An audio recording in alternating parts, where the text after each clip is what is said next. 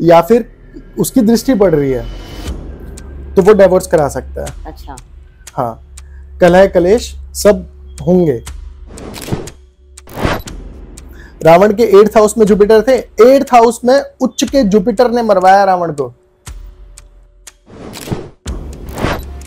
तो ऐसे में कंटिन्यूअस अबॉर्शंस एंड मिसकैरेजेस कराते हैं। ओहो।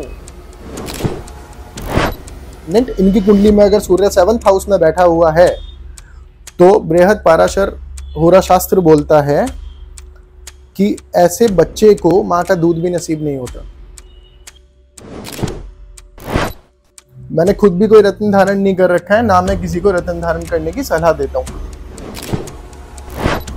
ना मैं रत्नों में बिलीव करता हूं, ना मैं किसी और रेमेडी में बिलीव करता हूं कि काले कुत्ते को पीली रोटी खिला दो। I don't believe in that.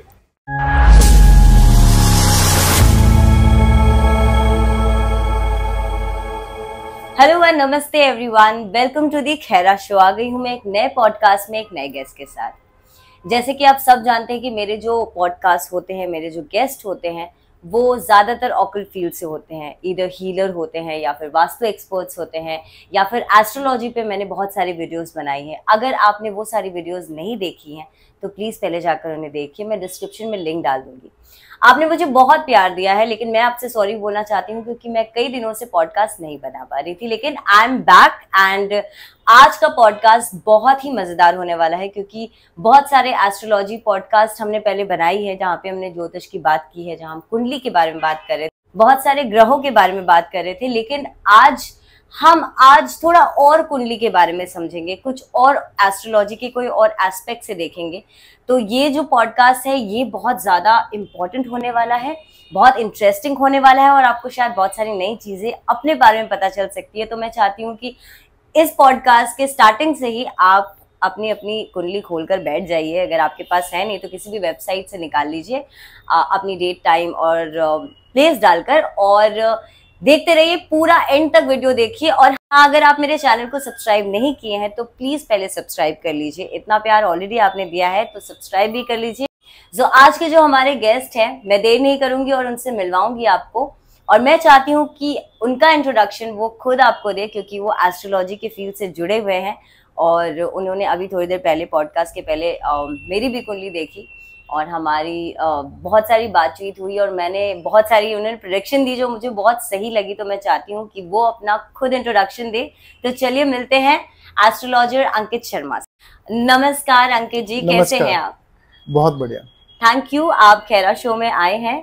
Thank you for having me. Yes, and मैंने अभी अपने ऑडियंस को कहा कि आप अपना इंट्रोडक्शन देंगे तो ज़्यादा अच्छा रहेगा। तो प्लीज़ पहले ये तो बताइए कि आप एस्ट्रोलॉजी को कब से पसंद करने लगे या इस फील्ड में कब से आए, कब से रुचि आई आपकी? देखिए, एस्ट्रोलॉजी अभी 1-2 दिन पुराना सब्जेक्ट नहीं है मेरे लिए। बेसिकली मेरी जनरेशन्स जो हैं वो एस्ट्रोलॉजी के ऊपर ही बेस्ड है। मेरे ग्रैंडफादर एस्ट्रोलॉजर थे, मेरे अंकल, मेरे चाचा एस्ट्रोलॉजर हैं। तो आप कह सकते हैं मेरे जीन्स में है कहीं ना कहीं एस्ट्रोलॉजी। ओके, सो वो पीढ़ियों से चलती आ रही है। हाँ, आप कह सकते हैं। जी बिल्कुल। आपने बताया मुझे अभी जब हम बैठकर बात कर रहे थे कि आपके जो बाबा, आपके दादाजी हैं, वो कहीं ना कहीं शास्त्री रहे हैं और उनके पास बहुत दूर दूर से लोग आते हैं। तो जाहिर सी बात है कि आपके तो ब्लड में है ये। हाँ जी। आपको कब ऐसा फील हुआ और कब आपको ऐसा लगा, या आपको किस हद तक एस्ट्रोलॉजी पे बिलीव है, और लोगों को आप क्या कहना चाहते हैं, जिन लोगों को बिलीव है उनको भी और जिन लोगों को नहीं है, जो कहते हैं ये सारी चीजें बकवास होती हैं, उनको आप क्या कहना चाहोगे? देखिए, आप अगर वेदों में मानते हैं तो ज्योतिष को वेदों की आंख बोला गया, उसका नेत्र बोला गया है, ठीक है। सबसे पहली बात तो जो लोग उसमें विश्वास नहीं करते हैं, एस्ट्रोलॉजी में नहीं मानते हैं, मैं ये कहूँगा कि कोई भी ज्योतिष है इस दुनिया में, अगर कोई उन चीज़ों को नहीं मानता, कोई ज्योतिष को नहीं मानता, तो उसको ज्ञान नहीं देना चाहिए, क्योंकि आप अपने ज्ञान को खराब कर रहे हो। आपकी प्रेडिक्शंस गलत जाने लगेंगी अगर आपने गलत मन से या फिर किसी गलत इंसान को ज्ञान देने की कोशिश करी, वो भी ज्योतिष का। बिकॉज देखिए, मैंने किसी गुरु से नहीं पढ़ा है ज्योतिष, ठीक है। मुझे रुचि आई क्योंकि मेरे जीन्स में था। लेकिन मेरा जो आधार है वो बेस्ड है पराशरी होरा शास्त्र पे। तो जब आप बृहद पराशरी होरा शास्त्र को पढ़ते हैं तो उसके फर्स्ट चैप्टर के स्टार्टिंग श्लोक में लिखा हुआ है, नादेयम परशिष्याय नास्तिकाय शठाय व दत्ते प्रतिदिनम दुखम जायते नात्र संशयः। मतलब अगर आपने किसी नास्तिक को या किसी अधर्मी को ज्योतिष का ज्ञान दिया या ज्योतिष की तरफ से सहायता करने की कोशिश करी, किसी अधर्मी की या किसी नास्तिक की, तो आपका जो ज्ञान है एक तो वो क्षीण होता जाएगा, खत्म होता जाएगा, पहली चीज। दूसरी चीज ये आती है कि आपको दुख ही दुख मिलेंगे, ऐसा पराशर जी बोल रहे हैं। एक्चुअली ज्योतिष बहुत छोटी विद्या नहीं है, ज्योतिष पढ़ने के लिए आपको पूरी उम्र भी कम पड़ेगी, है ना? यस। तो जब आप ज्योतिष के क्लासिक्स को पढ़ेंगे, उसके बारे में सोचते जाएंगे, वो बुक खत्म नहीं होगी। उसके इतने मीनिंग्स निकलते हैं। आप उत्तर कालामृत पढ़ेंगे, क्लासिक है, आप बृहद होरा शास्त्र पढ़ेंगे, आप भृगुनाड़ी ज्योतिष पढ़ेंगे, तो वो अथाह का सागर है। राइट। सो बहुत सारे लोगों से मैंने बोलते हुए उन लोगों को सुना है कि ज्योतिष जो है, एस्ट्रोलॉजी इज साइंस, कहीं ना कहीं वो साइंस है। आप साइंस भी बोल सकते हो, ग्रहों को ये करना, और ये हमारे शास्त्रों में इतने पहले से कहीं ना कहीं ऋषियों ने देखा, उसको लिखा कहीं ना कहीं। कुछ लोगों का ये कहना है, आप कितने हद तक मानते हैं कि ज्योतिष सिर्फ साइंस है या फिर एक तरह का आर्ट है? क्योंकि मैंने सुना है जितना आप पढ़ते जाते हो आप बहुत कुछ उसमें से अलग नई नई चीजें और निकलती जाती है। देखिए, ज्योतिष आर्ट भी है और ज्योतिष साइंस भी है, ज्योतिष विज्ञान भी है क्योंकि वो प्लैनेटरी मोशंस के ऊपर बेस्ड है, और ज्योतिष आर्ट भी है कि आप उस चीज को किस तरीके से समझ रहे हो। That is your art, the art is there. Right. So देखिए अंकित जी, ऐसा है कि मेरे जो पॉडकास्ट में आते हैं लोग, वो ज्यादातर एस्ट्रोलॉजी की अगर बात करें, वास्तु एक्सपर्ट्स भी आए हैं, वास्तु अभिषेक भी आए हैं। अगर आपने वो वीडियो नहीं देखी है तो वो पॉडकास्ट बहुत इंटरेस्टिंग, आप जाकर देखिए, वास्तु के बारे में है वो बिल्कुल।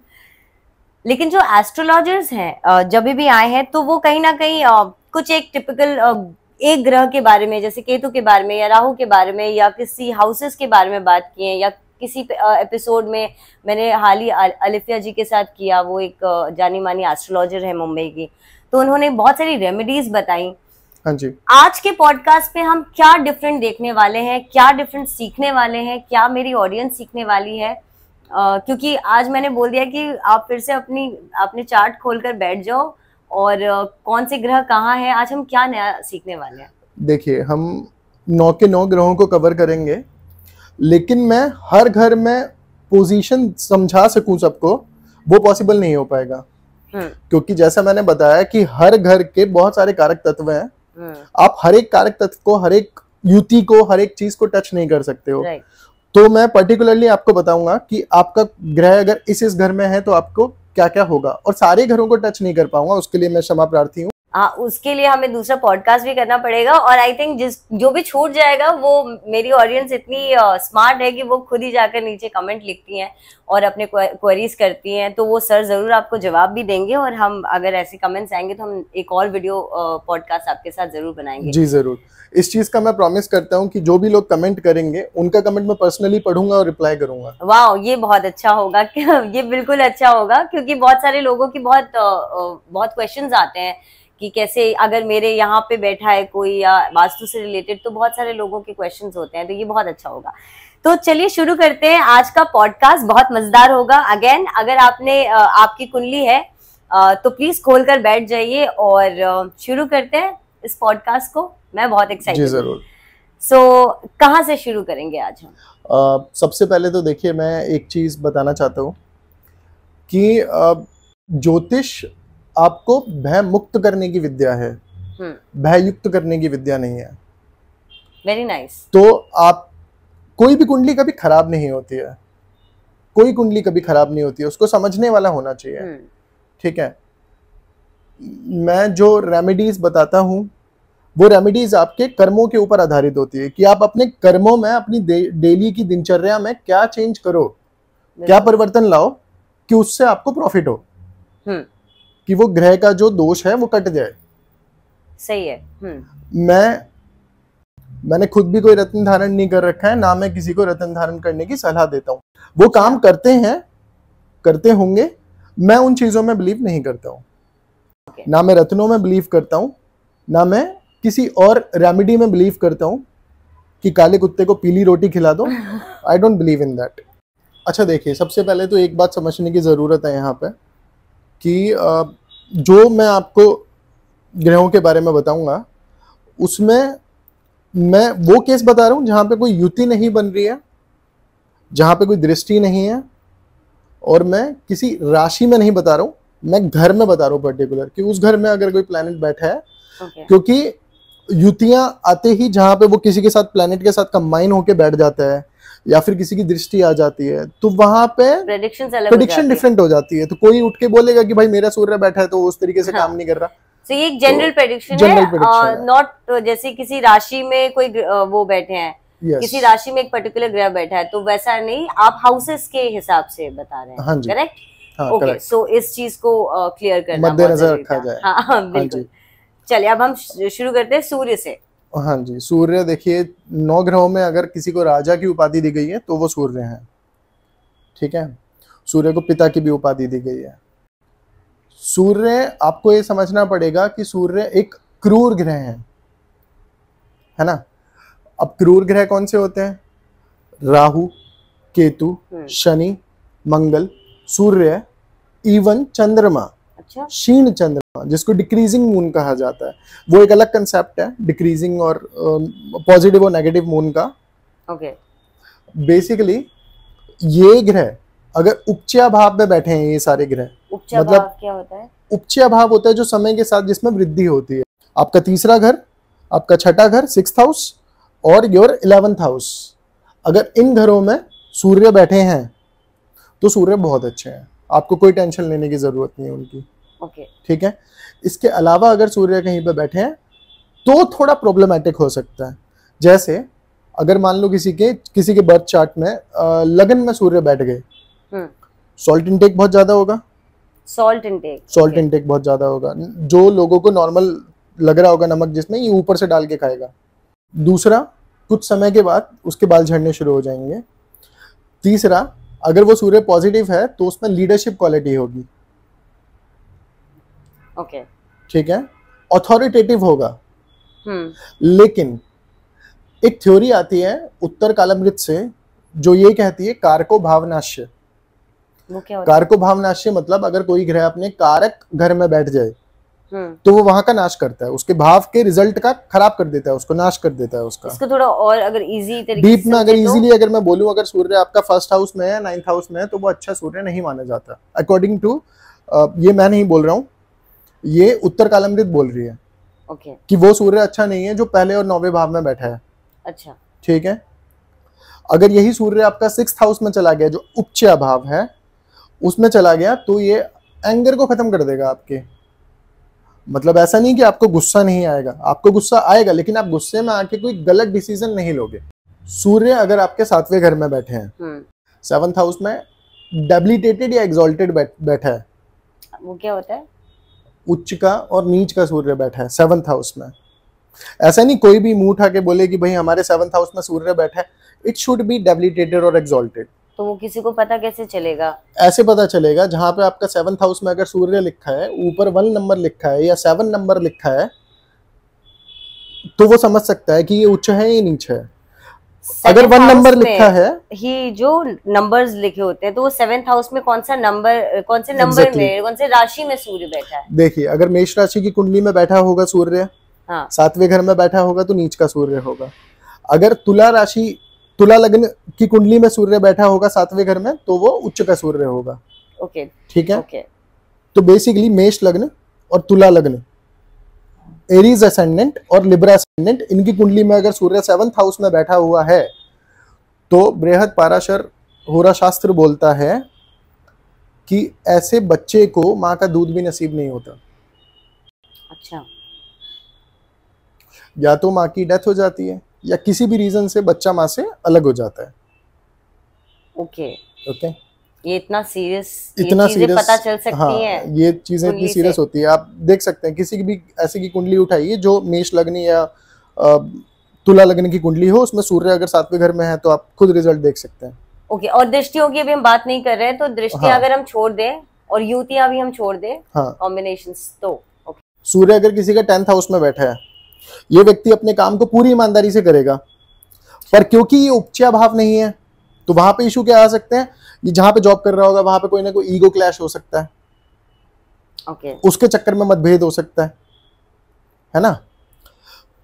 अगर किसी की कुंडली में सूर्य 12वें घर में बैठ गया, 12th हाउस में बैठ गया, तो 12वें घर में सूर्य का बैठने का मतलब है पिता से दूरी।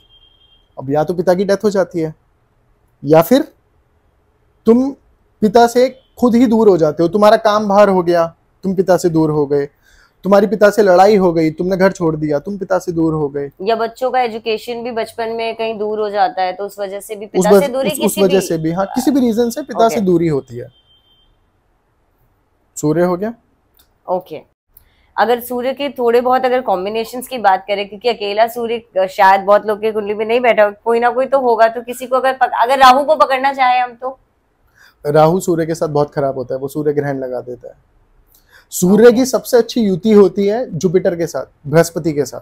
अच्छा। सूर्य अगर बृहस्पति के साथ बैठा है तो इस व्यक्ति से ज्यादा आत्मज्ञान, अपने लिए क्या अच्छा है क्या बुरा है किसी को नहीं पता, जो इसको पता होगा कि इसके लिए क्या अच्छा है और क्या बुरा है। और ये किस हाउस के लिए आप बता रहे हैं? 1st हाउस के लिए। जिस भी जगह बैठा होगा उस जगह का ज्ञान होगा इसको, जिस भी हाउस में बैठा हाँ, होगा बेसिकली। ओके, हाँ। राजा की बात हो गई जी। अब रानी पे आते हैं। चंद्रमा। Moon okay. चंद्रमा सबसे फास्ट चलने वाला प्लैनेट है। हाँ, 15 डेज का होता चंद्रमा मन को रिप्रेजेंट करता है, तो आपकी मदर को रिप्रेजेंट करता है। जैसे मन अभी यहाँ बैठा है, अभी लंदन पहुंच गया, तो चंद्रमा की गति सबसे फास्ट है, तो मून सबसे डेंजरस प्लैनेट कहा गया है। अगर आपका मन आपके कंट्रोल में है ना, तो आप कुछ भी कर सकते हो जीवन में। अगर आपका मन ही आपके कंट्रोल से बाहर है, कोई आपकी मदद नहीं कर सकता। ये तो ट्रू है, राइट। तो बेसिकली आपका चंद्रमा जहां बैठा है, आप मन उस घर के उन्हीं भावों में लगाओगे। ओके। आपका मून अगर लगन में बैठा है तो अपने आप में मन लगेगा आपका, अपनी हेल्थ के बारे में सोचोगे, अपने बारे में बहुत ज्यादा सोचोगे। अच्छा, है ना। अगर आपका मून बैठा है 4th हाउस में, माता से अपनी बहुत प्यार होगा आपको, वाहन से, प्रॉपर्टी से बहुत प्यार होगा आपको। ये व्यक्ति जिसका मून 4th हाउस में बैठा है, ये अगर बाहर जाएगा, ये कहीं भी बाहर जाएगा, इसके दिमाग में इसका घर चल रहा होगा, इसके दिमाग में चल रहा होगा कि मैं कैसे करके यहां से निकलूं और घर पहुंचूं। अच्छा, कभी बाहर कहीं गैदरिंग में या कहीं भी जाएगा, इसे घर जाने की जल्दी होगी, कहीं भी जाएगा। ऐसा इसलिए क्योंकि घर में सबसे ज्यादा शांति, मन की शांति मिलती होगी। हाँ, हाँ, मून 4th हाउस में बैठा है, उसको सबसे ज्यादा उसका मानसिक सुख वही है। ओके। मून आपका बैठ के 11th हाउस में, जब तक ये फ्रेंड से नहीं मिलेगा इसे शांति नहीं मिलेगी। सोशल सर्कल, जब तक अपने सोशल सर्कल में 4 फोन नहीं घुमा लेगा इसे शांति नहीं मिलेगी, इसका खाना नहीं उतरेगा गले से।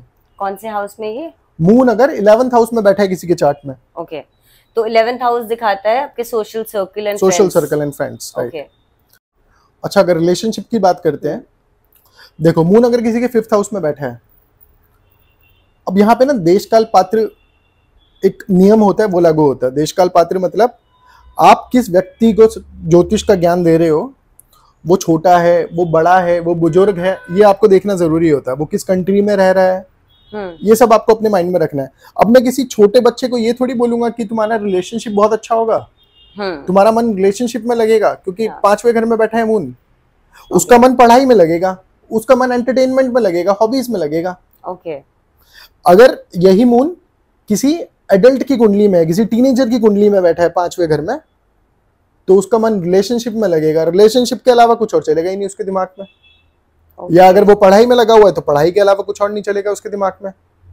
अगर और ऊपर जाते हैं, अगर वो और बड़ा हो गया, बाल बच्चेदार हो गया, तो यही मन कहाँ लगेगा? संतान में लगेगा। अपनी संतान की टेंशन लेके बैठा है वो आदमी, 5th हाउस संतान के बारे में सोचे जा रहा है। 5th house is education, relationships, संतान और भी कारक तत्व होते हैं, अथाह Okay. सागर है।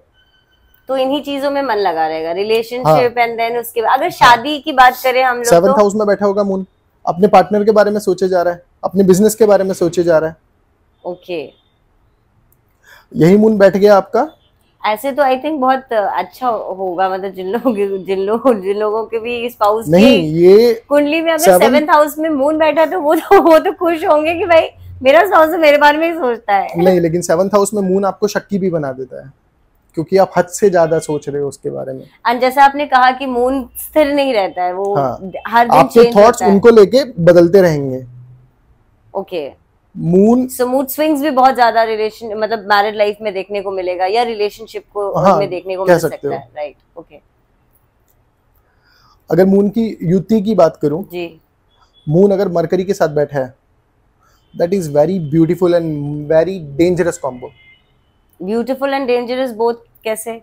बिकॉज अगर किसी की कुंडली में मून और मरकरी साथ में बैठे हैं, किसी भी घर में, अच्छा। किसी भी घर में मून और मरकरी साथ बैठे हैं, either you can be excessively mad और you can be excessively intelligent.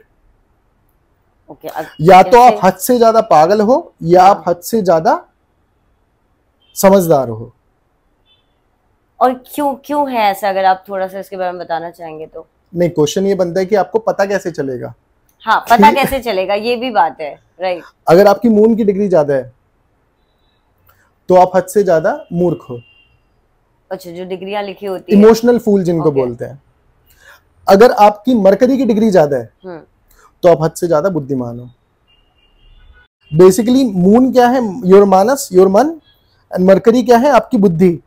मन और बुद्धि दोनों साथ में आ गए, लेकिन कौन किस पे हावी है ये चीज बताएगी आप मूर्ख हो या आप समझदार हो। ओके। तो ये डेंजरस भी होता है हाँ, इस तरीके ये डेंजरस से। भी होता है अगर मून स्ट्रांग है आपका। बट अगर वो अच्छा है तो कहीं ना कहीं अगर वो दोनों कहीं ना कहीं आसपास ही है डिग्री, तो वो एक्सट्रीमली इंटेलिजेंट पर्सन भी हो सकता है। हाँ, अगर दोनों की डिग्री इक्वल है तो वो बहुत सही है। आपका मन भी आपके साथ है, आपका माइंड भी आपके साथ है। ओके। राजा रानी की बात हो गई, अब आते हैं सेनापति पे। अच्छा। मंगल देव। मंगल देव अगेन एक क्रूर ग्रह है।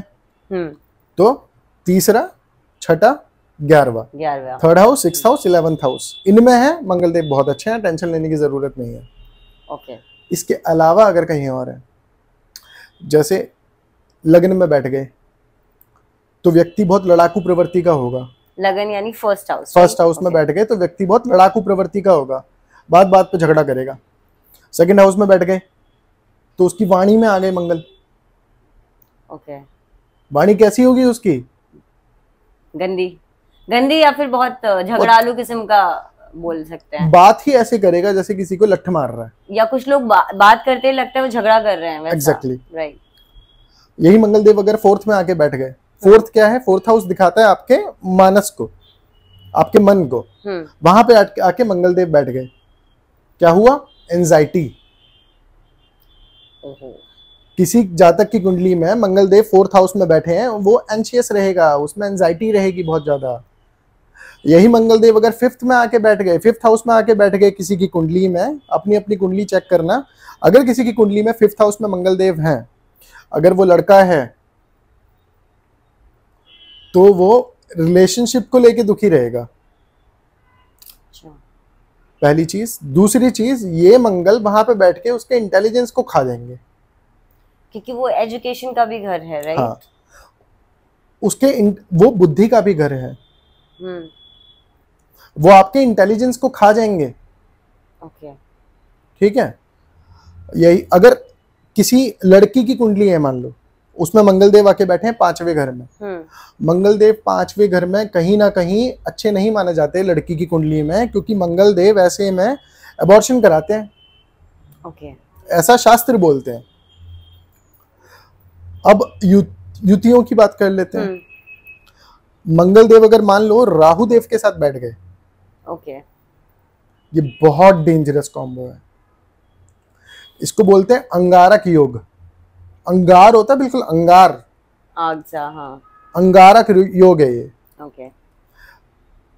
अभी मैंने आपको बताया था अगर मंगल देव 4th हाउस में आके बैठ गए किसी की कुंडली में, तो वो क्या करेंगे, एंशियस बना देंगे। वो जो एंजाइटी थी ना, वो हाइपर एंजाइटी में चेंज हो जाएगी। ओके। क्योंकि राहु देव इज अबाउट एक्सपेंशन, बढ़ाना। तो एंजाइटी को हाइपर एंजाइटी बना देंगे। ओके। और ये कब होगा? ऐसा नहीं हर टाइम व्यक्ति हाइपर एंशियस होके घूम रहा है, ये जब जब घर में होगा तब तब होगा। क्योंकि वो घर भी दिखाता है 4th हाउस, वो घर का भाव है। हाँ। ये व्यक्ति जब जब घर में होगा, ये तब तब हाइपर एंजाइटी का शिकार रहेगा। घर में इतने कलह कलेश होंगे या कोई ना कोई ऐसी टेंशन इसको घर में मिलेगी ही मिलेगी। ठीक है। अगर किसी लड़की की कुंडली में, किसी स्त्री की कुंडली में अगर मंगल देव 5वें घर में आके बैठ गए राहु देव के साथ, तो ऐसे में कंटिन्यूअस अबॉर्शंस एंड मिसकैरेजेस कराते हैं। ओके। अब मान लो किसी के मंगल देव वीनस के साथ बैठे हैं और साथ में राहु देव भी आके बैठ गए। मंगल वीनस राहु, इनका जो कॉम्बिनेशन होता है ना, जितनी आसानी से पैसा आएगा उतनी आसानी से चला जाएगा। तो कोई प्रॉपर घर, अगर घर के बारे में आप बता रहे हैं, कोई किसी हाउस में ये अगर बैठे हो एक साथ, तो जनरली बैठे होते हैं, किसी भी हाउस में बैठे हो। अगर कहीं भी आपके मंगल देव, आपके शुक्रदेव, वीनस और राहु देव एक साथ बैठे हैं और उन पर मंगल देव की दृष्टि पड़ गई, 4थी या 8वीं या 7वीं मंगल देव की दृष्टि पड़ गई, तो ऐसे में वही होता है जो तीनों के साथ बैठने पे होता है। जितनी आसानी से पैसा आएगा उतनी आसानी से पैसा चला जाएगा। ये अगर सिर्फ दृष्टि भी अगर डाल रहा हो मंगल देव और शुक्र पे, तो भी वो काम करता है, तो वो वैसे ही काम, हाँ वैसे ही काम करता है। तो पैसे टिकने नहीं देगा, पैसे टिकने नहीं देगा। उसका सबसे अच्छा रेमेडी अगर मैं बोलूँ तो भाई सीधा उसको जाके एफडी कर दो। जैसे ही पैसा आया एफडी कर दो, भूल जाओ कि तुम्हारे अकाउंट में कुछ है। हाँ ओके। अब मंगल और राहु के साथ में बैठना अच्छा नहीं माना जाता। मैंने बोला कि अंगारक दोष बोलते हैं उसको, तो उसकी मैं एक रेमेडी बता देता हूँ, क्योंकि वो बहुत अच्छा योग नहीं है वो। बेसिकली किसी का अगर होगा तो वो अगर किसी की कुंडली में 3rd house, 6th house, 11th house में मंगल देव और राहु देव बैठे हैं तो कोई टेंशन लेने की जरूरत नहीं है। उसके अलावा अगर कहीं और बैठ गए तो उसकी सबसे अच्छी रेमेडी होती है गार्डनिंग करो, या फिर किसी पानी के सोर्स के पास जाके बैठो। लेक हो गया, नदी हो गई, रिवर, ओशन हो गया, बीच पे जाके बैठो। जब जब आपको ट्रबल हो रही है तब तब आप ये कर सकते हो। गार्डनिंग तो आपको करनी है ऐसे में। शिवलिंग पे जाके जल चढ़ाओ, जल से रिलेटेड काम करो। अंगार को क्या चीज ठंडा कर सकता है? पानी कर सकता है। उसका रेमेडी है, उसमें पानी ही रेमेडी है उसकी। अच्छा, वो आपने नहाने की कोई रेमेडी नहीं बताया। अभी ठंड में वैसे भी नहाने वाला है तो ये रेमेडी काम नहीं आएगी। इनको नहाना पड़ेगा या जिनके मंगल राहु साथ में बैठे इनको नहाना पड़ेगा, क्योंकि अंगारक है तो वो कहीं ना कहीं बॉडी को शांत करने की भी जरूरत है। मान लो अगर वो 1st हाउस में मंगल और राहु अगर किसी के एक साथ बैठ गए तो वो इंसान को ही ठंडा होने की जरूरत है। आप उसको बोल के देखो कुछ, उसके तन को पानी की जरूरत है। हाँ राइट। आपने वो लड़के देखे हैं जो रिलेशनशिप में गुस्सा आता है, फोन पे बात कर रहे होते हैं, फोन देके मार देते हैं अपना। बहुत ज्यादा ऐसे होते हैं लोग, फिजिकली और मेंटली अब्यूजिव होते हैं अपने रिलेशन में। ये वही होते हैं जिनकी कुंडली में मंगल राहु साथ में 5th हाउस में बैठे हैं। ओके, ये वही होते हैं। ऐसा कोई बॉयफ्रेंड आपका रहा है तो आप देख सकते हो। हाँ, ये वही होते हैं। टाइम डेट बर्थ निकाल के अगर मंगल राहु यही कॉम्बिनेशन अगर किसी के चार्ट में 12th हाउस में बैठ गया, 12th हाउस किसका होता है? शैया सुख का, बेड प्लेजर का, मीनिंग सेक्स का। व्यय का भी घर वही होता है, दान का भी घर वही होता है। ओके। आपको क्या लगता है जिसके मंगल राहु वहां पे साथ में बैठे हैं वो व्यक्ति दान पे खर्चा करेगा या शैया सुख पे? ऑफ कोर्स बोलने वाली बात नहीं है इसमें, क्योंकि वो जो योग बन रहा है वो दान वाला तो दिख नहीं रहा है मुझे। बंदा नहीं, अगर जुपिटर का एस्पेक्ट आ जाए उन पे, अगर जुपिटर या किसी और शुभ ग्रह की दृष्टि पड़ जाए या वो साथ में हो तो दान पे करेगा, थोड़ी राहत मिल सकती है। राहत मिलेगी। यही मंगल राहु अगर किसी की कुंडली में 8th हाउस में बैठ गए, वो व्यक्ति जहां पैसा डालेगा वहां पैसे डूबेंगे। अच्छा, because sudden gain and sudden loss है 8th हाउस। ओके। सेनापति की बात हो गई जी। अब आते हैं सेना पे। सेना है राहु केतु। अच्छा, राहु केतु के बारे में प्रिडिक्ट करने के लिए ना दो चीजें काम करती हैं, उनको पूरी तरीके से समझने के लिए। और लोग बहुत डरते हैं राहु केतु से। हाँ, राहु केतु से बहुत डरते हैं लोग, लेकिन यही राहु रोड से उठा के करोड़पति बना देता है लोगों को। मैं बताऊंगा कैसे। राहु केतु को समझने के लिए दो चीजें काम करती हैं। एक तो वो नवांश में कहाँ पे हैं, और दूसरा वो किस राशि में बैठे हैं। वो मित्र की राशि में है, वो शत्रु की राशि में है। ठीक।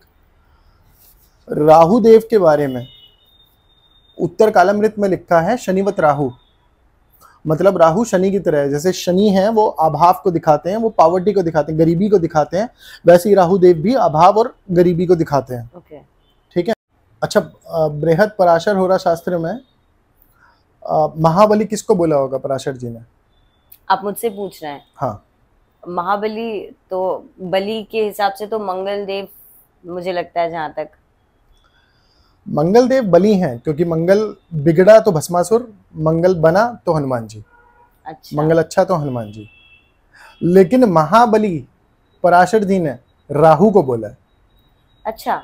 हाँ, पराशर जी ने बोला है कि राहु श्यामस्तु तमरक्ष सर्पकार पिशा चक्र महाबली चंद्रोपांते वायु वेग समय स्मृत है।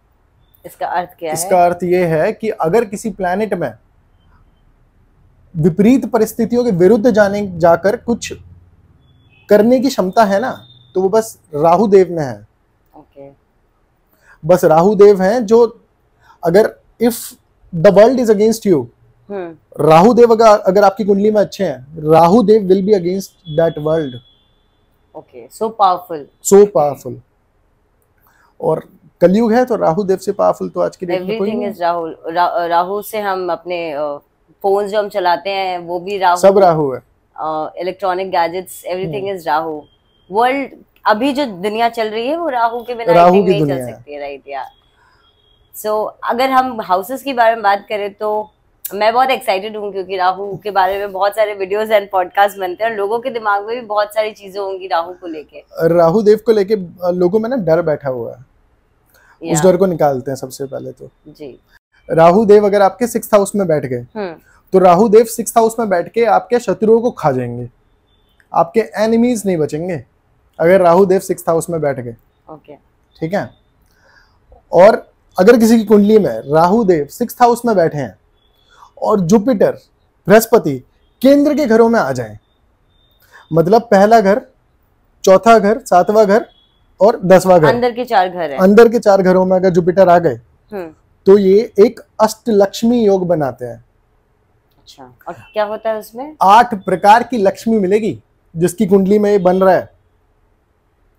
धन, धन, प्रॉपर्टी, लीगल डॉक्यूमेंट सब मिलेगा उसको, संपत्ति खुद चल के आएगी। भाई देख लो, कहीं किसी के तो बने, अगर किसी का है और अब उसको अब तक नहीं मिला है तो कैसे उसको देखा जाए? यही राहु देव उसको रोड से उठा के करोड़पति बनाएंगे। लेकिन देखो क्या होगा, ये युति बताती है। कब होगा ये दशा बताती है। अगर राहु की महादशा में जुपिटर की अंतरदशा आ गई तब होगा, या फिर जुपिटर की महादशा में राहु की अंतरदशा आ गई तब होगा। लेकिन जुपिटर अभी कहाँ पे थे? केंद्र के घरों में थे। अगर जुपिटर राहु देव के साथ किसी की कुंडली में 6ठे घर में बैठ जाए, पराशर जी कहते हैं 23वें साल में ये व्यक्ति अपने पिता को नहीं देखेगा। या तो पिता से लड़ाई हो जाएगी, या पिता की डेथ हो जाएगी। अच्छा। या किसी न किसी तरीके से दूरी हो जाएगी, देखेगा नहीं पिता को ये 23वें वर्ष के बाद। अच्छा। हाँ, अगर 6ठे घर में राहु और बृहस्पति एक साथ बैठ जाए युति बना के। ठीक है।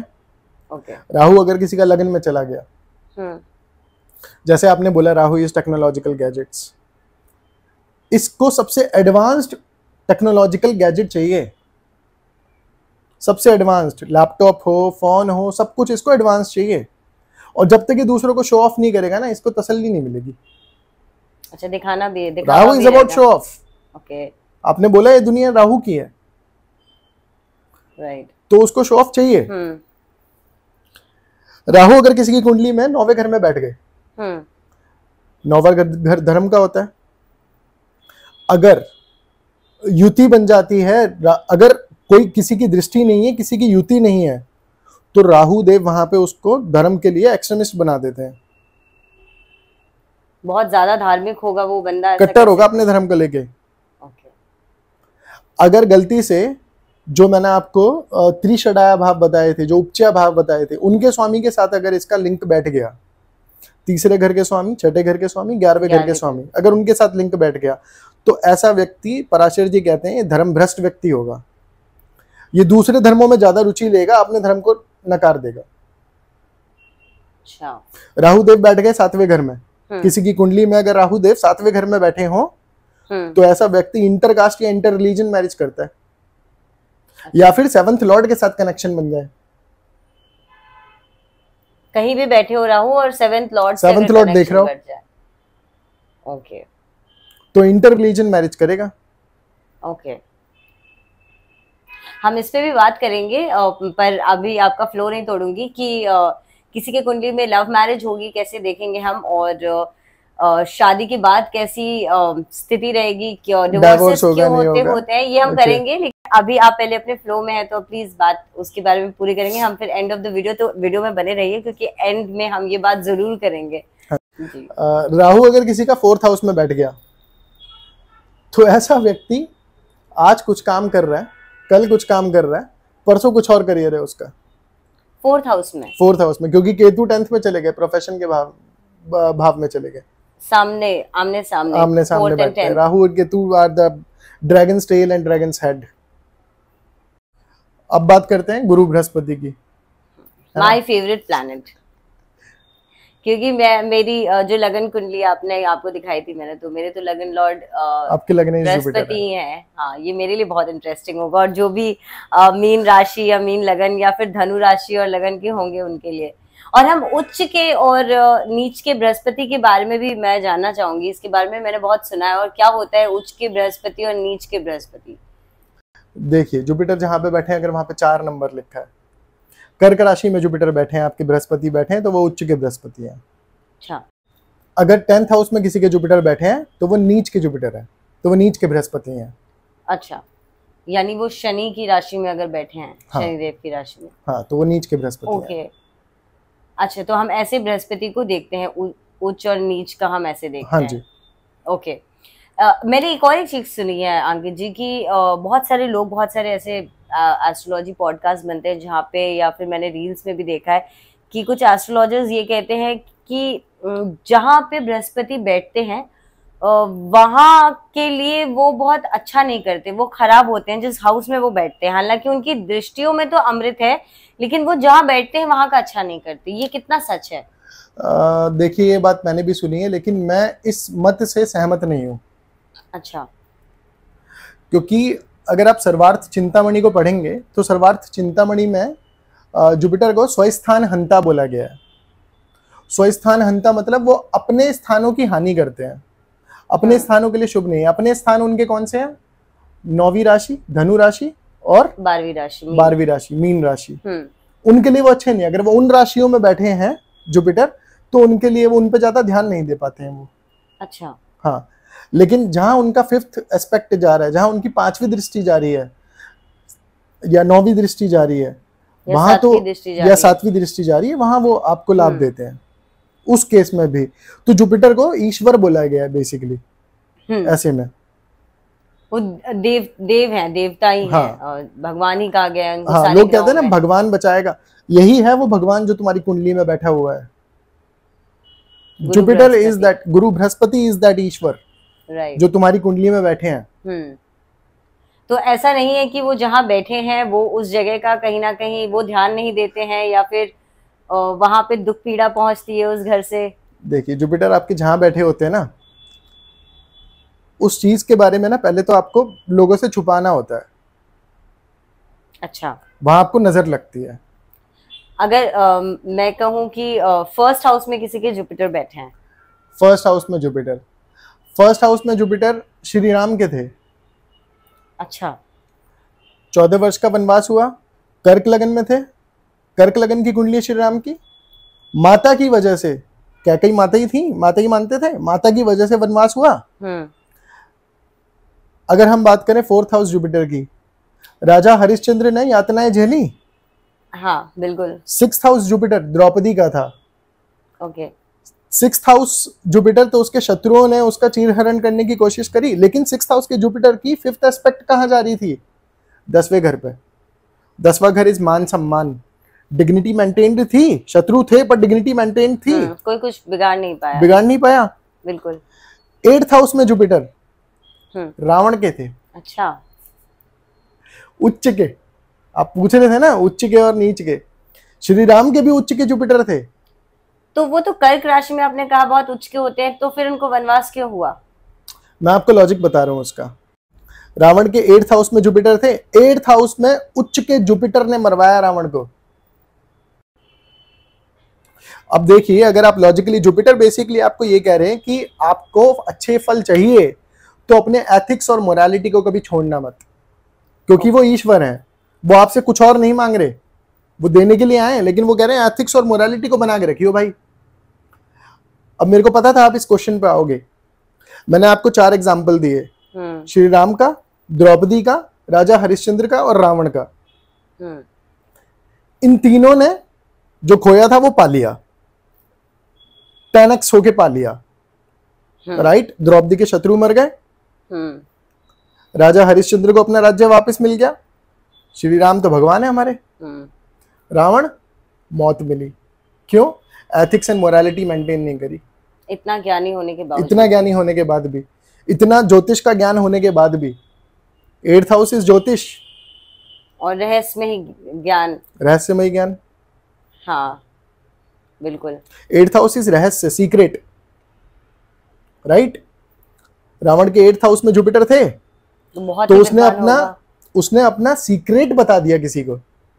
वो सीक्रेट नहीं बताना था उसको, वही मैं आपको बोल रहा था कि जुपिटर जहां बैठे हैं वो चीज छुपाओ।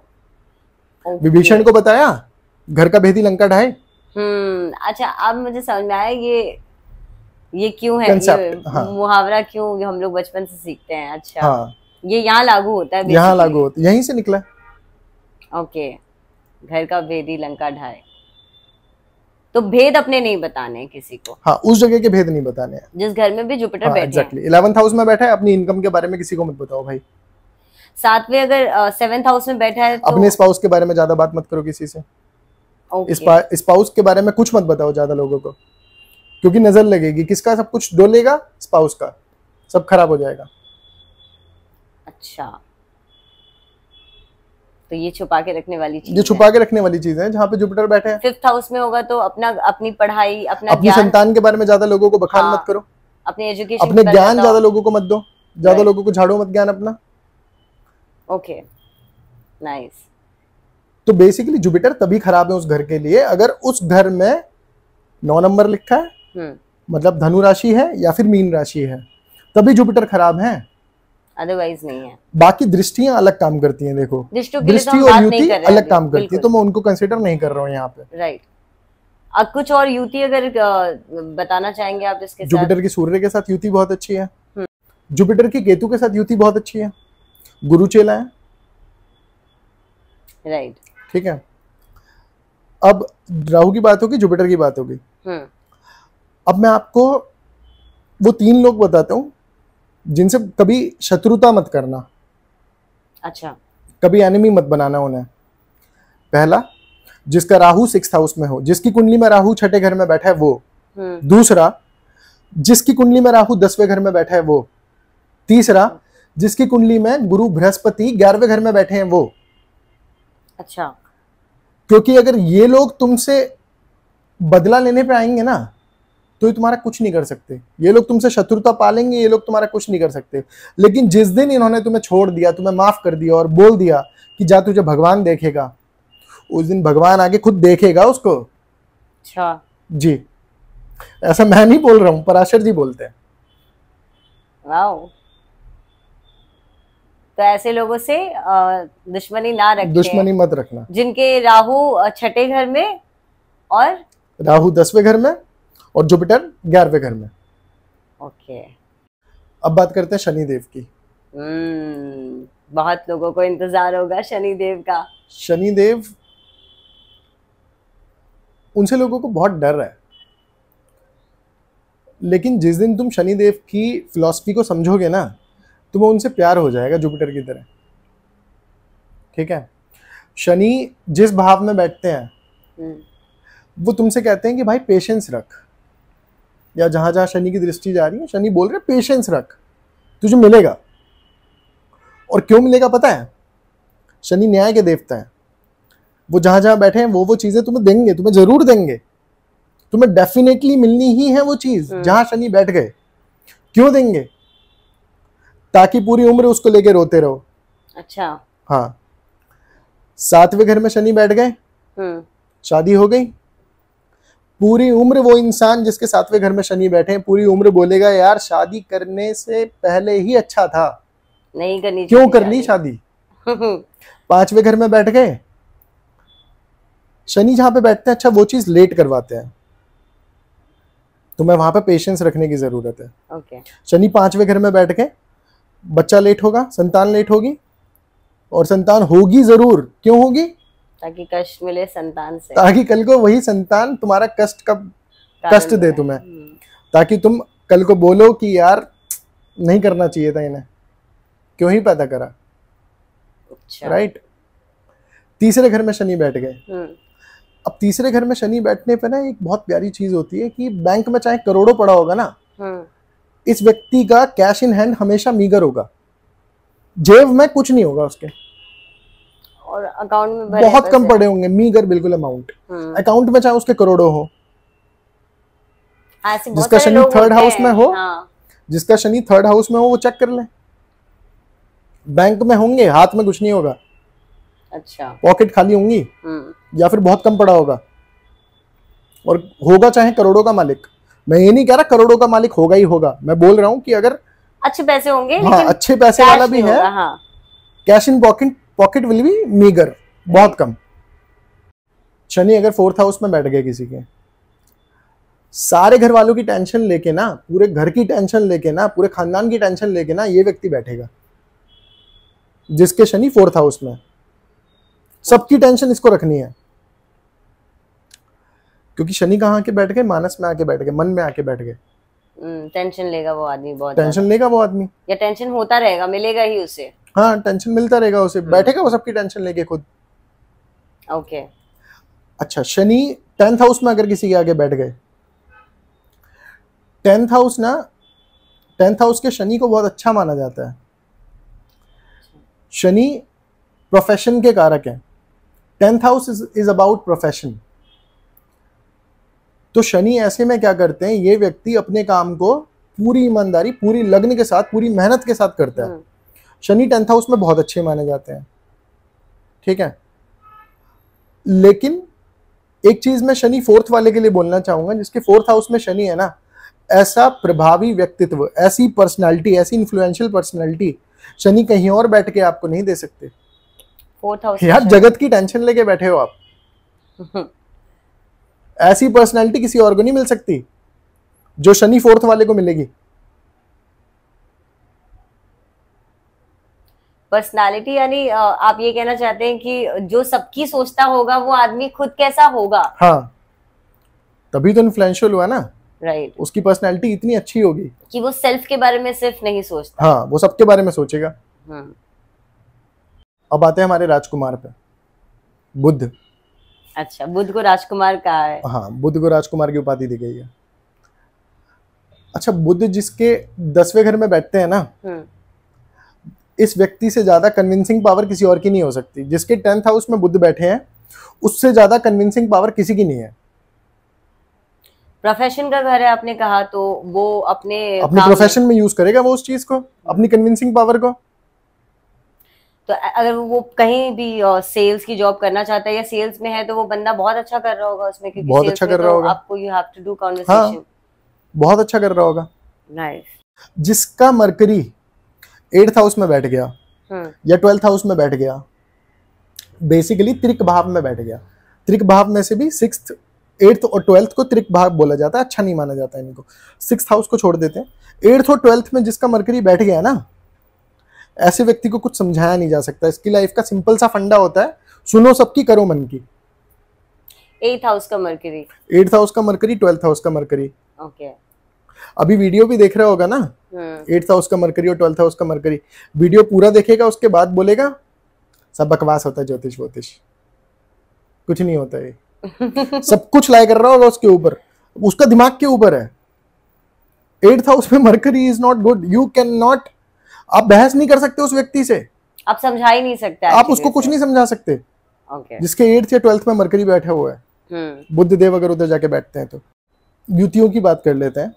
मान लीजिए अगर आपके मरकरी मार्स के साथ आके बैठ जाते हैं, Mars is all about technical, तो आपको टेक्निकल नॉलेज बहुत ज्यादा होगी।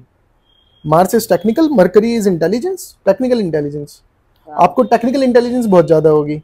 शनि के साथ आके बैठ जाते हैं, Shani is profession intelligence, professional intelligence आपकी बहुत अच्छी होगी। Wow nice. मून के साथ आके बैठ जाते हैं, वो बच्चे देखे आपने जो मम्मी बोलती कि यार पढ़ता लिखता तो कुछ है नहीं, पता नहीं ये टॉप कैसे कर जाता है, इतने अच्छे नंबर कैसे ले आता है। कुछ बच्चे नहीं पढ़ते हैं बिल्कुल। हाँ, जो दूसरा बच्चा 10 घंटे में पढ़ेगा ना, ये 1 घंटे में पढ़ लेगा। क्यों? Mercury is your intelligence, moon is your मन, दोनों साथ में आ गए। ओके, किस हाउस में बैठे होने चाहिए दोनों? किसी भी हाउस में बैठे हो, मैं नॉर्मल युति की बात कर रहा हूँ। ओके, तो उसका मन और बुद्धि एक साथ लगेंगे। हाँ, लेकिन डिग्री ऊपर नीचे है तो वो आपको देखना पड़ेगा, एक्सेसिवली मैड, एक्सेसिवली इंटेलिजेंट। या फिर जिस हाउस में वो बैठे होंगे उस हाउस के जो आपने बोला कि वहाँ के जो सिग्निफिकेंस हैं, उस हाउस से रिलेटेड उनका मन और इंटेलिजेंस बन सकता है। जैसे 5th हाउस आपने कहा कि एजुकेशन का होता है, हाँ, तो एजुकेशन में एक्सट्रीमली गुड हो सकता है वो पर्सन, बहुत अच्छा होगा, मरकरी वहाँ बहुत अच्छा होगा। राइट। अगर मून एंड मरकरी किसी का अगर 1st हाउस लगन में बैठा है तो उसके लिए तो भी उसकी लर्निंग कैपेबिलिटी बहुत अच्छी होगी, ग्रास्पिंग बहुत जल्दी ग्रास्प करेगा। राइट। अब बात करते हैं केतु देव। केतु देव एक फकीर हैं जो बस देना जानते हैं। अच्छा, ठीक है, वो मोहमाया से परे हैं, वो बस देना जानते हैं। He is a giver, he is that mother जो बस देना जानती है। ठीक है, केतु देव मान लो आपके लगन में आके बैठ गए, तो एक तो ये इंसान स्वयं दानी होगा, दानवीर, हाँ, दानवीर होगा, हाँ। है ना। दूसरी चीज, नहीं ऐसा नहीं कि केतु देव लगन में आके बैठ गए तो गरीब होगा, दानी होगा। अच्छा, हाँ। दूसरी चीज, केतु देव जैसे राहु देव जो है वो सर्कल को रिप्रेजेंट करते हैं, ऐसी केतु देव रिप्रेजेंट करते हैं कॉर्नर को। अच्छा, जिस व्यक्ति का लग्न में केतु देव बैठे हैं, ऐसा व्यक्ति ना कॉर्नर के घर में रहेगा, कॉर्नर का कमरा होगा उसका। अमिताभ बच्चन की कुंडली में है ये योग, केतु देव 1st हाउस में बैठे हैं। अच्छा, उनका वैसे है वैसा कॉर्नर का घर हाँ। होगा, उनका कमरा भी कॉर्नर का होगा। और ऐसे लोग बहुत एकांत प्रेमी होते हैं, अकेले में रहना पसंद करते हैं। केतु देव अगर मान लो किसी फीमेल की कुंडली में 3rd हाउस में आके बैठ गए, लाल किताब कहती है कि ऐसे में 2nd और 3rd चाइल्ड अबॉर्ट होगा या मिसकैरेज होगा। अच्छा, हाँ, ये बता देते हैं, ये प्रॉपर होता है। आप किसी भी फीमेल की कुंडली देखिए जिसमें केतु देव 3rd हाउस में बैठे हैं, उसका 2nd या 3rd चाइल्ड जरूर अबॉर्ट या मिसकैरेज हुआ होगा। लाल किताब में एक और चीज लिखी है राहु केतु के बारे में। लाल किताब में लिखा है कि राहु का उपाय केतु से करो, केतु का उपाय राहु से करो। राहु परेशान कर रहा है तो किसी तीर्थ यात्रा पे चले जाओ, केतु परेशान कर रहा है परिक्रमा पे चले जाओ। गोल गोल चक्कर लगाना है तो गोल गोल चक्कर, सर्कल, वृंदावन वगैरह में लगती है परिक्रमा। केतु देव आपके 4th हाउस में बैठ गए, ऐसे व्यक्ति की पर्सनालिटी ना ड्यूअल पर्सनालिटी होती है। ये घर के बाहर एक्सट्रोवर्ट होगा और घर के अंदर इंट्रोवर्ट होगा और वाइस वर्सा। अच्छा, मतलब एकदम चेंज, बिल्कुल अलग अलग पर्सनालिटी होगी इसके घर के बाहर और घर के अंदर। अच्छा, घर के अंदर डॉन बना फिर रहा है, घर के बाहर भीगी बिल्ली है, वो वाली बात भी हो सकती है, या फिर कुछ भी हो सकता है, मतलब अलग अलग हो सकता है बिल्कुल। ठीक है, पर्सनालिटी बिल्कुल डिफरेंट होगी इसकी जब घर के अंदर और जब घर के बाहर है। ये वो हैं जिनका केतु देव जिनके 4th हाउस में आके बैठे हैं। ओके, केतु देव आके बैठ गए 6th हाउस में। आप अपने जीवन में मछली या कुत्ता पालोगे ही पालोगे। केतु देव किसी के 6th हाउस में बैठ गए, हाँ। तो ऐसे में क्या होता है, ऐसे में व्यक्ति या तो, क्योंकि 6th हाउस पेट्स को रिप्रेजेंट करता है, तो या तो ऐसे में व्यक्ति मछली पालेगा या कुत्ता पालेगा, जरूर पालेगा अपने जीवन में। केतु देव अगर 6th हाउस में 6th हाउस में बैठ गए। लेकिन मेरी कुंडली में केतु देव 6th हाउस में नहीं, बट मेरे पास डॉग है। आपकी कुंडली का कनेक्शन बताता हूँ। आपकी कुंडली में आपका 6th लॉर्ड आपके केतु को देख रहा है। 6th लॉर्ड केतु को देख रहा है जी। Okay. 6ठे भाव का स्वामी आपके केतु को देख रहा है। अच्छा, या तो वो खुद 6ठे भाव में हो या फिर वो 6th लॉर्ड के साथ कनेक्शन बना ले, जो है वो जहां भी बैठा हो कैसे भी कंजंक्ट हो जाए उसके साथ केतु। ओके, तो कनेक्शन बनना चाहिए, कनेक्शन बनना चाहिए। ओके। आप मछली या कुत्ता जरूर पालोगे, आपके घर में पेट होगा ही होगा। तो जिनके घर में पेट्स हैं वो लोग ये चीज देख सकते हैं अपने चार्ट में। 6th हाउस में केतु या फिर 6th लॉर्ड के साथ कनेक्शन बनना। अब प्लीज कमेंट करना जिनके पास पेट्स हैं या एक्वेरियम है, फिशेस हैं घर पे या डॉग है, उनका केतु कहाँ पे बैठा है, और ये जरूर कमेंट करना। ये बहुत इंटरेस्टिंग है, ऑफ कोर्स मुझे भी अभी पता चला है। हाँ, अब आते हैं शुक्र देव पे। शुक्र को हमेशा पैसे से वो किया जाता है, लग्जरी से जोड़ा जाता है। लग्जरी। पर आपको ये चीज सोचनी चाहिए कि शुक्र भी गुरु की तरह गुरु है, गुरु बृहस्पति की तरह शुक्र भी गुरु है। तो वो भी आपसे एथिक्स और मोरालिटी अपनी मेंटेन करने को बोलते हैं। चाहे वो असुरों के गुरु हैं, लेकिन वो भी यही कहते हैं अपनी एथिक्स और मोरालिटी को भी बना के रखो। ठीक है। वीनस आपके जहां बैठे होते हैं, आप वहां से धन कमाते हो, उस भाव से धन कमाते हो। अच्छा, ठीक है। मान लीजिए किसी का वीनस 7th हाउस में आके बैठ गया। 7th हाउस में वीनस के बारे में कहा जाता है, एक तो पहली बात उसका वीनस का शुक्रदेव का वो कारक भाव है, अपना घर है, कारक भाव है उसका। तो कारको भाव नाश है, तो 7th हाउस के वीनस को अच्छा नहीं माना जाता। अच्छा, ये थ्योरी वहां भी अप्लाई होती है? ये थ्योरी वहां पे अप्लाई होती है। तो 7th हाउस के वीनस के लिए लाल किताब में एक बहुत इंटरेस्टिंग रेमेडी लिखी हुई है। लाल किताब में लिखा है, भाई गोरी बहू मत लाना। गोरी बहू नहीं लेकर आना है, अगर क्योंकि 7th हाउस है मैरिज का और पार्टनरशिप का। मतलब आपका मैरिज पार्टनर, आपका स्पाउस या आपका बिजनेस पार्टनर आपको धोखा दे सकता है। गोरी बहू नहीं लेकर आना है, ये स्पाउस ये मुझे नहीं पता, बट लाल किताब में रेमेडी लिखी हुई है। क्या लॉजिक है उसके पीछे आई डोंट नो, मेरे को इंटरेस्टिंग लगी, फनी लगी, मैंने बताया। ओके। अच्छा, 7th हाउस में जो व्यक्ति बिजनेस कर रहा है और उसके चार्ट में अगर 7th हाउस में वीनस बैठे हुए हैं, शुक्रदेव बैठे हुए हैं, तो कहते हैं कि पार्टनरशिप में बिजनेस नहीं करना चाहिए, धोखा मिलेगा। धोखा मिलता है। आपको अगर बिजनेस करना है तो आप हनुमान जी को अपना पार्टनर बना लो। अपने बिजनेस के प्रॉफिट का आप डिसाइड कर लो कि भाई इतने % मैं हनुमान जी को चढ़ाऊंगा, मंदिर में दान करूंगा, हनुमान मंदिर में। हनुमान जी धोखा दे देंगे आपको? नहीं, कभी भी नहीं। अच्छा, अब बात करते हैं वीनस इन 8th हाउस। ओके। 8वें भाव में अगर वीनस बैठे हैं, 8वें भाव के वीनस को ना अच्छा नहीं माना जाता। अच्छा, अच्छा नहीं माना जाता क्योंकि बृहत्होरा शास्त्र ये बोलता है कि जिस व्यक्ति के 8वें भाव में वीनस होता है ना, बचपन में कहीं ना कहीं वो मोलेस्टेशन का शिकार हुआ होता है। अच्छा। जिस बच्चे के या जिस व्यक्ति के 8वें भाव में वीनस बैठे हुए हैं, शुक्र बैठे हुए हैं, मोलेस्टेशन का शिकार हुआ होता है। अगर उस पर बृहस्पति की दृष्टि नहीं पड़ रही है तो, अगर गुरु बृहस्पति की दृष्टि पड़ रही है तो ऐसा कुछ नहीं हुआ होगा। ओके, अगर किसी की दृष्टि नहीं पड़ रही है और अगर दृष्टि संबंध नहीं है गुरु बृहस्पति से उस वीनस का जो कि 8th हाउस में बैठा है, तो बचपन में मोलेस्टेशन होता है, हुआ होता है। ओके। अच्छा, वीनस की युतियों के बारे में बात कर लेते हैं।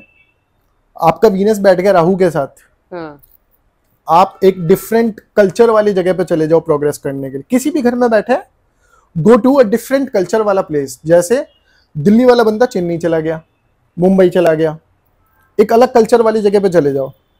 आपका वीनस बैठ गया केतु के साथ, पैसे कमाने ऐसी जगह जाओ जहां की रिलीजियस वैल्यू हो। वृंदावन, अयोध्या, वाराणसी, ऐसी जगह पे जाओ जहां की रिलीजियस वैल्यू है, अगर आपको प्रोग्रेस करनी है, अगर आपको अच्छा पैसा कमाना है। वीनस बैठ गया मार्स के साथ, मार्स रिप्रेजेंट करते हैं माउंटेन्स को, तो हिली एरियाज में जाओ, प्रोग्रेस करोगे। ओके, ये इतना डीप है? बहुत डीप है। नाइस। एस्ट्रोलॉजी को आप एक पॉडकास्ट में या फिर आई नो, मेरे अभी इतने क्वेश्चंस दिमाग में आ रहे हैं, लेकिन we are with the shortage of time, तो हम इतना नहीं एक्सपैंड कर सकते। अच्छा, इस वीडियो को, इस पॉडकास्ट को एंड करने से पहले कुछ क्वेश्चंस हैं जो सबसे ज्यादा आते हैं, और मेरे काफी सारे व्यूअर्स के भी ये क्वेश्चन पहले भी रहे हैं, जब पहले मैंने एस्ट्रोलॉजी और वास्तु के पॉडकास्ट बनाए थे। तो एस्ट्रोलॉजी, जब हम कुंडली की बात कर रहे हैं, तो बहुत लोग को ये जानना होता है, कोई रिलेशनशिप में है, लेकिन बहुत सारे लोगों को जानना होता है कि उनकी लव मैरिज होगी या नहीं होगी, जिसके साथ रिलेशन में हो उसके साथ होगी या नहीं होगी, तो वो कैसे देखते हैं कुंडली से? देखो, एस्ट्रोलॉजी बहुत सिंपल है, तो उसको बहुत सिंपली लेके चलते हैं। 5th हाउस आपका लव दिखाता है, 7th हाउस आपकी मैरिज दिखाता है। अगर आपके 5th लॉर्ड 5वें घर के स्वामी और 7वें घर के स्वामी का आपस में कनेक्शन बन रहा है, एक दूसरे को देख रहे हैं, साथ में बैठ गए, या फिर दृष्टि संबंध बन रहा है, तो लव मैरिज होगी। ओके, 5th एंड 7th का कहीं ना कहीं हमें मेल देखना है कि हो रहा है कि नहीं है। हाँ, सो उससे पता चल सकता है कि लव मैरिज होगी। अगर नहीं बन रहा है तो लव मैरिज नहीं होगी। नहीं होगी। ओके, सो ये समझने वाली बात है। अब मैं आपको डाइवोर्स का बता देता हूँ। हाँ, अगर आपके 7th हाउस में कोई क्रूर ग्रह बैठा है, कोई क्रूअल प्लैनेट बैठा है, या फिर उसकी दृष्टि पड़ रही है, तो वो डाइवोर्स करा सकता है। अच्छा। हाँ, कलह कलेश सब होंगे अगर कोई क्रूर प्लैनेट बैठा है तो। शनि अगर 5वें घर में है, शनि 5वें घर से दृष्टि डालेंगे सीधा मैरिज हाउस पे। थर्ड दृष्टि, हाँ, तीसरी दृष्टि पड़ेगी। शनि क्या बोलते हैं? Be patient. अगर इस व्यक्ति ने 30 साल की उम्र से पहले शादी कर ली तो डाइवोर्स पक्का है। मतलब इसने जल्दी शादी करी तो डाइवोर्स पक्का है। उसके बाद करेगा तो इसके कलह कलेश होंगे, सर फोड़ देंगे एक दूसरे का, लेकिन अलग नहीं होंगे। ओके, क्योंकि शनि का कहा पूरा कर दिया उसने। शनि रिलेशन टूटने नहीं देंगे। या क्योंकि शनि को कहीं ना कहीं एक बूढ़ा प्लैनेट बोला जाता है। वो बूढ़े हैं कहीं ना कहीं, और वो उम्र के साथ लोगों को चीजें देते हैं। शनि देते बहुत है, लेकिन वो बहुत धीरे धीरे और बहुत टाइम लगाते हैं देने। बहुत लोग अधेड़ उम्र में जाके उनकी जिंदगी में सब कुछ होता है, मिलता है उनको, घर गृहस्थी और ये सब कुछ अच्छा, तो वो शादी के लिए भी डिले कराते हैं। अगर वो मैरिज हाउस में कहीं से भी इम्पैक्ट डाल रहे हैं तो। हाँ, अब कहाँ से डाल रहे हैं? 5वें घर से, तो होगी तो इसकी लव मैरिज ही। अच्छा, क्योंकि कॉम्बिनेशन तो बन ही गया। हाँ, ये लव मैरिज भी टूट सकती है अगर 30 से पहले कर लिया। हाँ, बहुत लोगों की बहुत साल तक रिलेशनशिप चल रहा होता है, लेकिन उसके बावजूद भी शादी होने के 6 महीने या 1 साल बाद टूट जाते हैं, शादियां टूट जाती हैं, राइट। लेकिन वही एस्ट्रोलॉजी भय मुक्त करने की विद्या है, हर चीज की रेमेडी है, तो टेंशन लेने की जरूरत नहीं है। आपके इस आज के पॉडकास्ट के बाद मुझे ऐसा लग रहा है, पहली बात तो आपको दोबारा बुलाना पड़ेगा मुझे, और मुझे ऐसा लग रहा है कि जितने प्यार से आपने ग्रहों को, जो आपने क्रूर ग्रह बताए हैं, शनि है, राहु है, केतु है, ये सारे जो ग्रह हैं, इनको लोग डराते बहुत ज्यादा। आई एम श्योर, मैं आज जो सुन रही हूँ मुझे तो बहुत अच्छा लग रहा है सुन के, ये तो कितना अच्छा भी करते हैं और ये कितने अच्छे तरीके से हमारे लाइफ में इम्पैक्ट भी डाल सकते हैं अगर आप उनको समझो तो। रेमेडी के हिसाब से अगर आप कुछ एक आध रैंडम रेमेडी, या जिस तरह से आप रेमेडी देते हैं अपने जो भी आपके कंसल्टेशन के लिए लोग आते हैं, अगर मेरी ऑडियंस के लिए कुछ रेमेडी, क्योंकि मैं हर गेस्ट को कहती हूँ कुछ तो रेमेडी, कुछ तो ऐसा बता दीजिए लास्ट में। देखिए, रेमेडी बेसिकली आपके ग्रहों से जुड़ी होती है। जो ग्रह आपको परेशान कर रहा है, अगेन लाल किताब कहती है कि जो ग्रह परेशान कर रहा है, जिसकी दशा चल रही है ना, बेसिकली जिस ग्रह की दशा चल रही है उसके जैसे बन जाओ, जैसे शनि की वो परेशानी कम हो जाएगी तुम्हारी। किसी की शनि की महादशा चल रही है, हार्ड वर्किंग बन जाओ। शनि क्या कहते हैं? हार्ड वर्क कर, धैर्य रख, बनो वैसे। ठीक है, अब बात करते हैं कि अगर मान लो किसी घर से रिलेटेड, पर्टिकुलर घर से रिलेटेड प्रॉब्लम है आपको, उस घर के दूसरे कार्यों को करना शुरू कर दो, दूसरे कारक तत्वों को, तो वो घर आपको वहां परेशानी नहीं देगा। सिंपल रेमेडी है। जैसे मैंने बताया कि आप अपने कर्मों को उस तरीके से बदल लो कि आपको पेन होगा ही नहीं। कर्म को उस हिसाब से करना शुरू कर दो, और डे टू डे लाइफ, जैसे आपने शुरुआत में कहा था कि डे टू डे लाइफ में अगर हम करना शुरू कर देते तो ऑटोमेटिकली ग्रह हमारे फेवर में हो जाते हैं और चीजें नॉर्मल आसान हो जाती हैं, यू नो। लोग देखो अपने आप ही अपनी रेमेडी खुद से भी कर लेते हैं बहुत बार अननोइंगली। जैसे आपकी मैंने पॉडकास्ट देखा था पुराना, आपका केतु की दशा आई, आपने डॉग ले लिया, उससे पहले ही आपको पता भी नहीं था तब तक। तो लोग आधी रेमेडी खुद कर लेते हैं। करेक्ट।